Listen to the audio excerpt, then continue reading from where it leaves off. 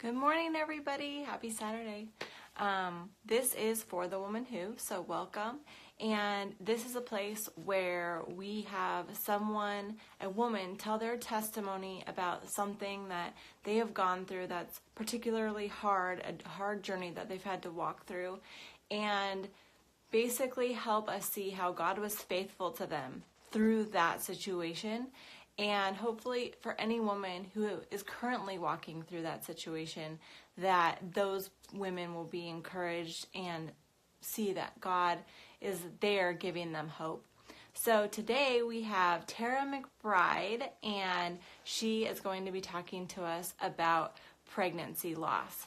So I'm just going to wait for her a couple minutes to jump on. There she is. Let me just see if I can grab her. Let me see. There she is. All right, I'm going to add. Morning, everyone.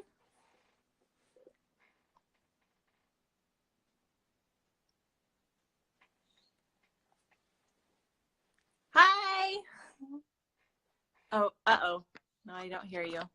Maybe it's at me. There. Are you on? Can you hear me?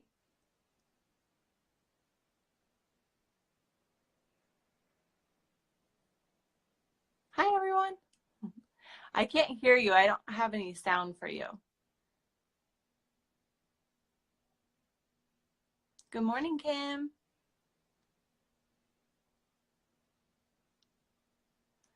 Your volume isn't working. Okay, let's see.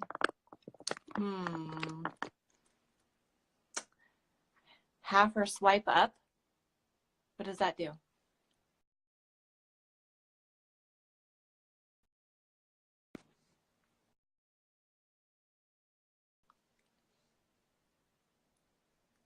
So can you guys hear her video or my video or neither? Or what are you guys getting from? Oh, there it goes. Yay! I'm always so nervous because I don't know how to fix things. I'm like, oh. I don't either. But you did it. Yay. Yes. Good. Well, welcome. Thank you so much for doing this with us. Thanks for having me. So go ahead and tell us a little bit about yourself and where you are and everything. So I'm Tarah McBride. I was born and raised in the Chicago suburbs. I am married to my soulmate. We have 2 dogs, and I live a pretty boring life, but I love it that way.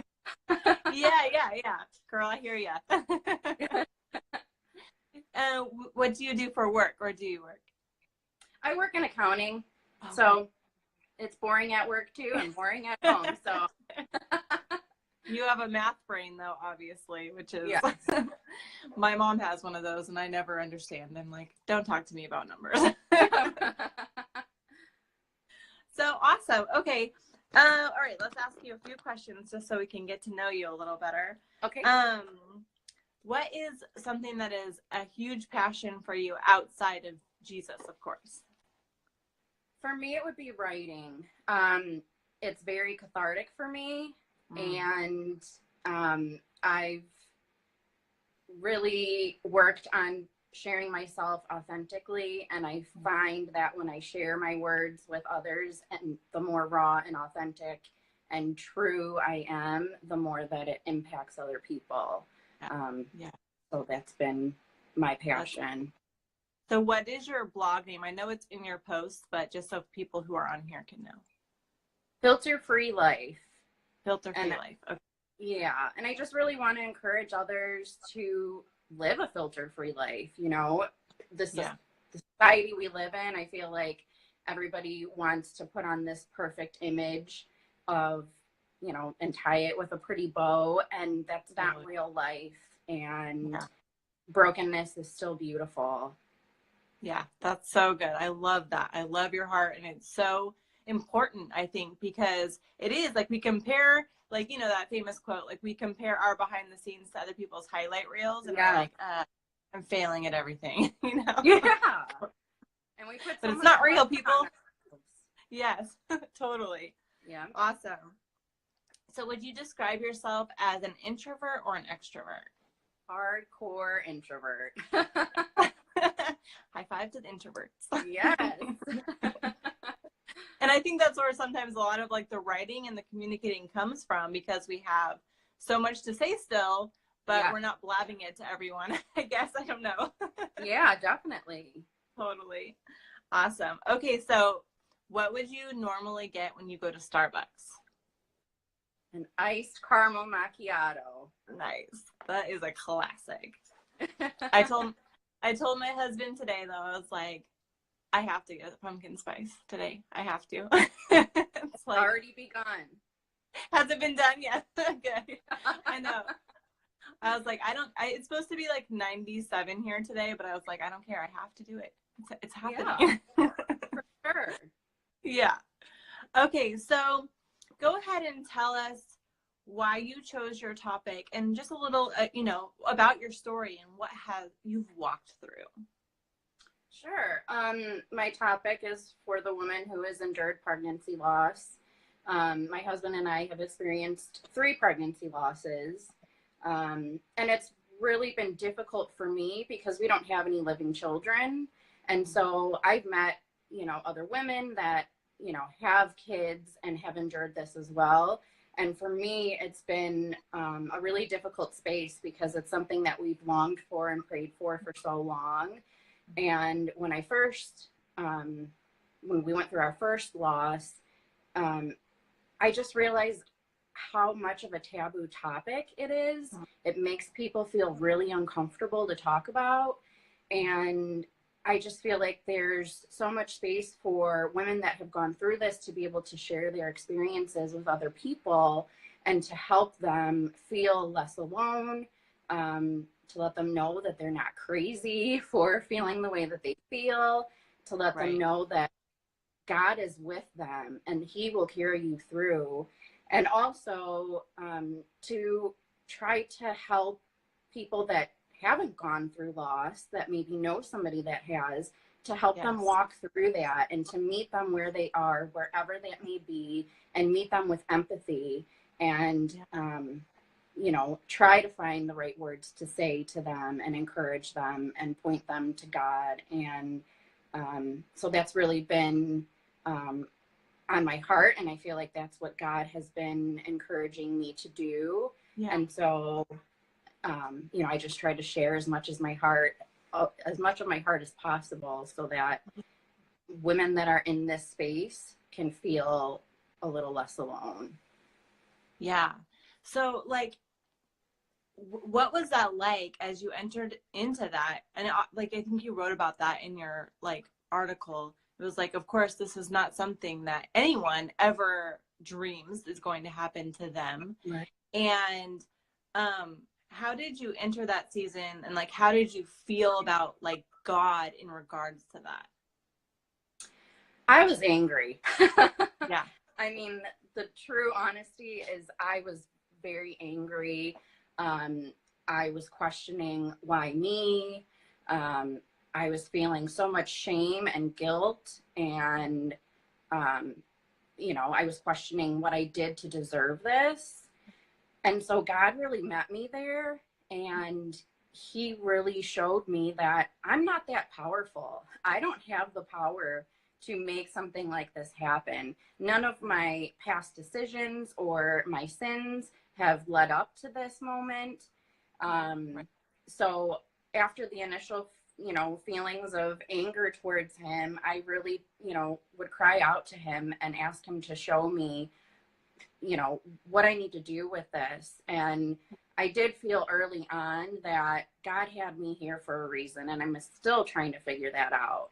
And maybe that is just to speak my heart and to bring awareness to, what women go through, 1 in 4 pregnancies and in loss.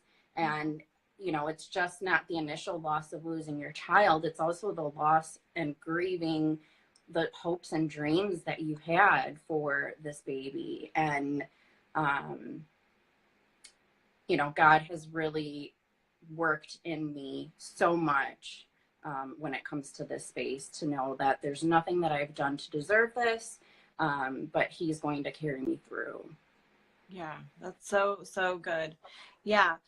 Like, can you talk a little bit too more about how you worked through your anger? Because I think this is a thing that also is something that is real life, right? Like we do get Yeah. angry and frustrated at God, like, and ask questions like, why me?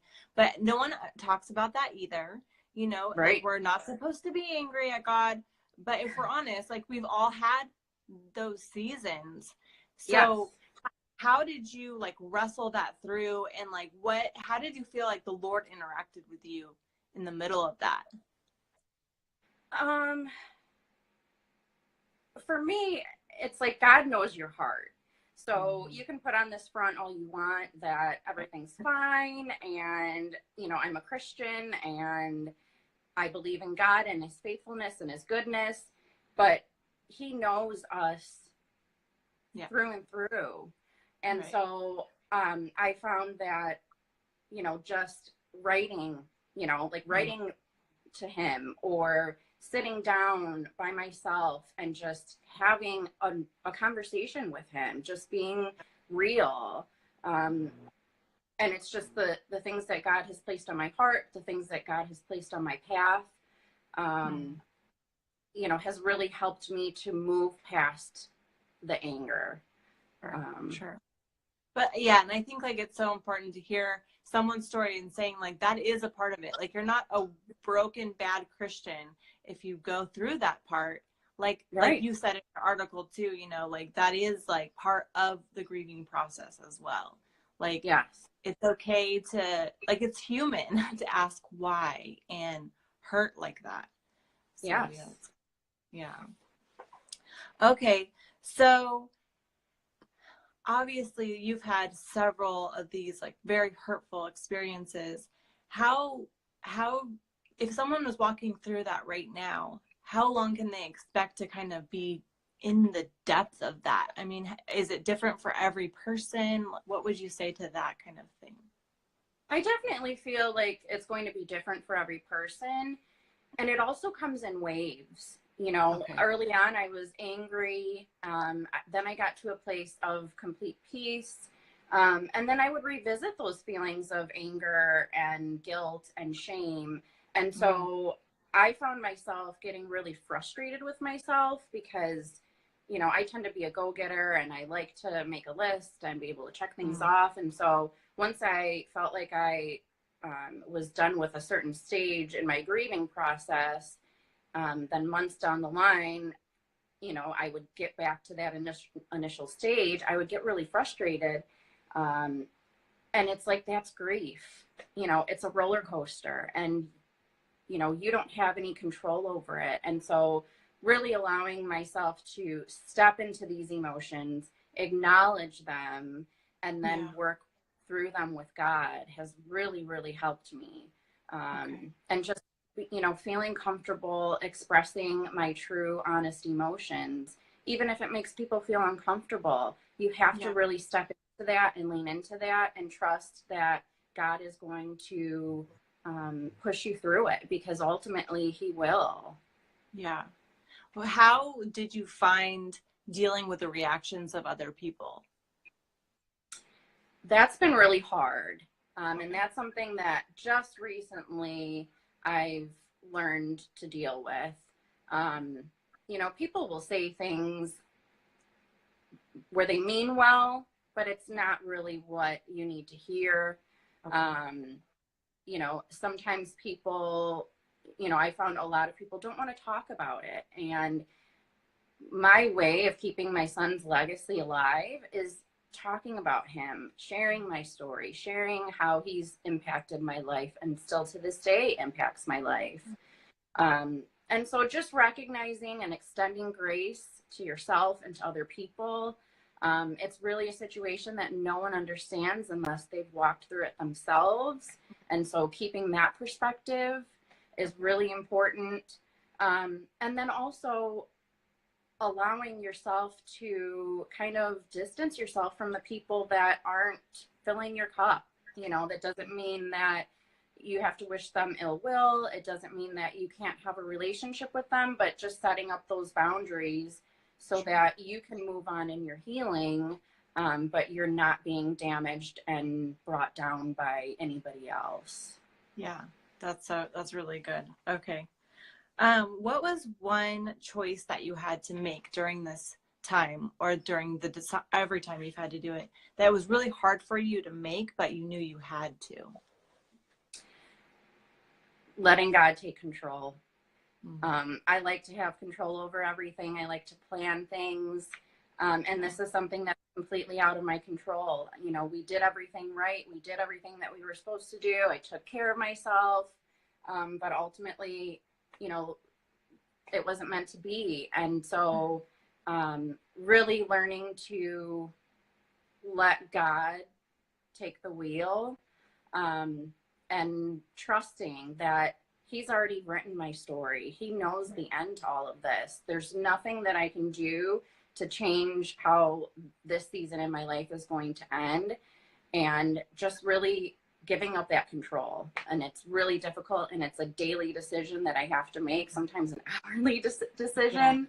But that's been so freeing for me, because somebody that likes to control everything, when things come on their path where they have no control over, it's frustrating and you get angry and upset. But really just being able to give God control and trust that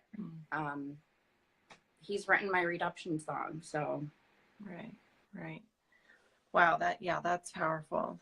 And it's hard, but like, it's like a work in progress, like you say. Yeah, for definitely. sure. And that's okay. It's like, I feel like, especially as Christian women, we feel like it's just something that should happen naturally once we give our lives to God. And it's not always that way, but that's okay. And to acknowledge that, and to consciously make that decision, sometimes that's what you need to do. That's right. That's so good. Would you say that you've changed having to go through this? I would say just really allowing myself to be me, and to feel what I'm feeling, and God giving me the courage to be able to use my voice to impact other people. That's not typically in my comfort zone. So really stepping into that, and, I've seen tremendous growth in me in that. And I love being able to hopefully empower others to do the same, or to just, let them know that, this sucks, but God's going to carry us all. Yeah. And to be like those sisters to each other, that like when you're getting tired of holding your arms up, like Moses, you can have someone to help hold your arms up. Like, I know what this feels like. Yeah. I think that's so important. That's so good. What have you learned about God through all of this? He is faithful, and he is loving, and he is so caring, and he really is with us all the time. And even in the darkest moments, and on those days where you feel like you can't go on, he's there with you. He's, giving you support. He's carrying you through, and he is good all the time. Yeah, so good. For the woman who might be in the middle of walking through maybe just the first days of this kind of thing, what advice would you give her? Really just to feel it all. It's easy to try to suppress these ugly, nasty feelings and emotions. And it's really damaging when you do that. And it's damaging to, to your healing journey. So really just to step into those emotions, and also not be afraid to ask for help. I'm one of those people where I don't want to ask anybody for help. I can do it myself, but I've learned that you have to allow others to help you. Let them know how they can be praying for you. Be specific. If somebody isn't giving you what you need, have a conversation with them. And it's tough and it's awkward. but let them know what it is that you need from them to help you heal and move forward. And I think another thing is really early on, our pastor actually recommended a group of counselors to us. They're Christian counselors. And we started seeing a counselor almost right away. And she has been instrumental in our healing and our grieving and really acknowledging what we're feeling. And that really helps to, let me know that I'm not crazy for feeling this way. That I am headed in the right direction. But I strongly encourage people to seek help. She's been very key in our healing. Okay, yeah, and I feel like a lot of people don't take advantage of that kind of thing, and I think something that makes you go crazy is feeling like I shouldn't feel like this. And sometimes you need someone to tell you, like, no, it's normal to feel like this. Right. So that's so super, super important. I thought too, like, something I loved about your article, even in the middle of like the hardest, painful part, you really brought out how God brought people together in an extraordinary way. Can you tell that part of the story just as like, so people can look for those things in the middle of their darkness? Sure.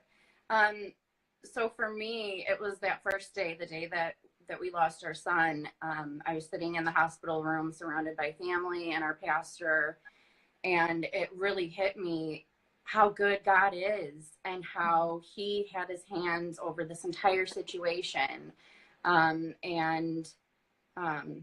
For example, I was at home when we lost our son, and my husband called the paramedics, and I should have been at work. And so it's like, I knew God told me to stay home so that I could be somewhere where the paramedics could get to me quickly because it was an urgent situation. And the two paramedics that came were just so consoling and so nurturing. And I'm sitting in the middle of our living room on a hospital bed, and I'm just in shock of what has just happened. And I just buried my head in my hands and I started crying, and he's rubbing my back. And they took such great care of our son, and they made my husband drive with us in the ambulance so that he's not driving himself. And even when we got to the hospital, we were brought into the emergency room, and this woman comes in, and she happened to be the head nurse of labor and delivery. And she said, I'm bringing you upstairs. You don't belong here. That's where you belong. And they put us on a wing of that floor that was away from everybody else so we wouldn't hear babies crying, and, we wouldn't see all of that. And then the nurse that we had, it was her last shift as a nurse. Her next shift, she was going to be a doctor. The doctor that happened to be on call that day is very well respected and well known in the medical community. And he was just what we needed. He was very nurturing as well. He sat down with us. He and the nurse were crying for us and praying with us. And the nurse would come in and check in on us. And she would constantly share stories of hope of, women that she has seen that have gone through what we've gone through and then have gone on to have healthy living babies. And even making our pastor available to come and to pray with us and to bring a sense of calmness to the room. And it was in that moment that, I was able to look back on everything and just realize this is a God thing. I mean, there's no way to explain this other than God intentionally picked these people to be in these moments because he knew before we even did what we were going to need. Yeah. When I was reading that, I was like, that's so amazing to me that in a way God was like, I'm so sorry you have to go through this, but I'm bringing this to show you how much I love you, even though you have to walk through it. And I just think like such a powerful thing to, help people think to look for those things, because I think Yes. you could have been buried in your grief and not noticed that. So that's why my hope is too, that like if someone were to walk through this and they see this later even, and they're thinking, okay, I'm going to look for the way that God's carrying me through this, as hard as it is. Absolutely. That's so powerful. I was just wondering if you would, at the end here, just pray for any women who are currently just struggling in their emotions in this, in the loss of it. Anything that even comes to your heart or mind, because nothing is going to be as powerful as someone who's walked through it so intimately, to pray for those who are in that same situation, if you don't mind. Sure. Would you like Thank me to? you. You want me to do Yeah, that now? yes, please. Okay.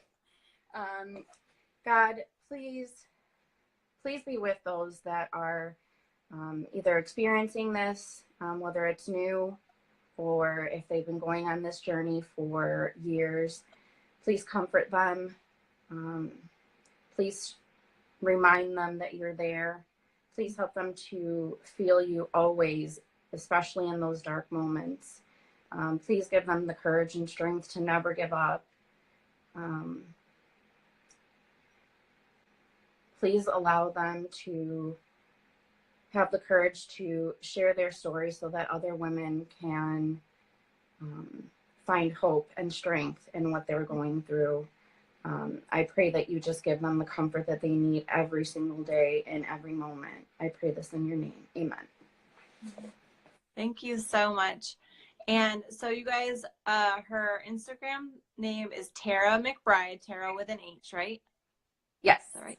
Okay, just to make sure they spell it right. So yeah, guys, go follow her and make sure to read her post. And I'm sure you have tons of other great content on your blog. And I am so thankful that you're willing to share this story in hopes that it will encourage other women that are walking through it. Well, I thank you so much for allowing me to do this. It's been really special for me. It's awesome. I'm so thankful. So everybody, I will save this and I'm going to put it both on YouTube and on Instagram stories so that it can be accessed later. So make sure you go follow Tarah and have a great Saturday. Thank you. Enjoy your date too. Yes, thanks. Bye, guys. Bye.